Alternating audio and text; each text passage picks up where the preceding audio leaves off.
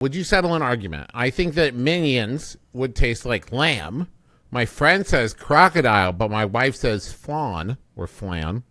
So, once and for all, what does a Minion taste like? And how would you prepare one?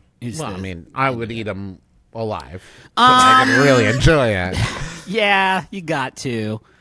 This is weird. It's weird that you included this. It's weird that someone asked this and wanted to know this. I'm not saying we won't do it, because Well, I just thought the answer was so obvious. But, okay, and also, don't say banana. No, not banana. Okay.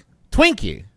You think I look at that motherfucker. That's a yellow sponge cake. He's got cream inside there, is what you're saying. We don't need to go if that Gru far. was to snap a Minion over his knee, there would be an explosion of cream, is what you're saying. Yeah, an explosion of cream. I feel gummy to me. When I look at them, they feel gummy. I think any suggestion of the sponginess or gumminess of these beings is an insult to the acumen and ability of Gru as a mad scientist. These are service workers. They do hard and dangerous work for Gru's evil machinations and plans.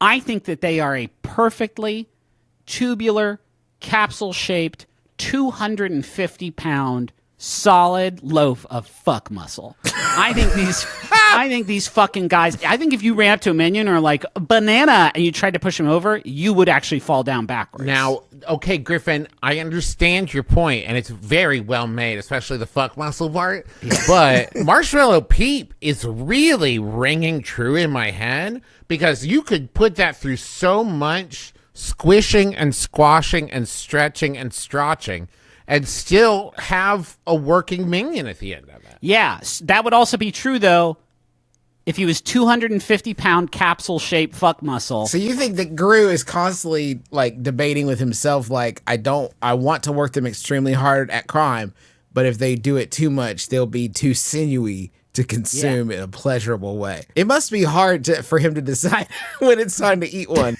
Yeah, no, for sure. Here's what I think is I think he takes one in. Maybe it died in the line of duty. And that happens a fucking lot in those Despicable Me movies, and we don't talk about that. What's a Minion? One hit. It does happen in Despicable Me movies. It does not happen in Minions movies. You're right. Sure, I got confused. That is they draw a line. No, they're people now. For a little bit, they're people, so you should be sad if they die. I think he takes one of his fallen comrades with help from two other Minions, because they heavy. They lay him on a table. He says, "You're excused," and the other Minions leave.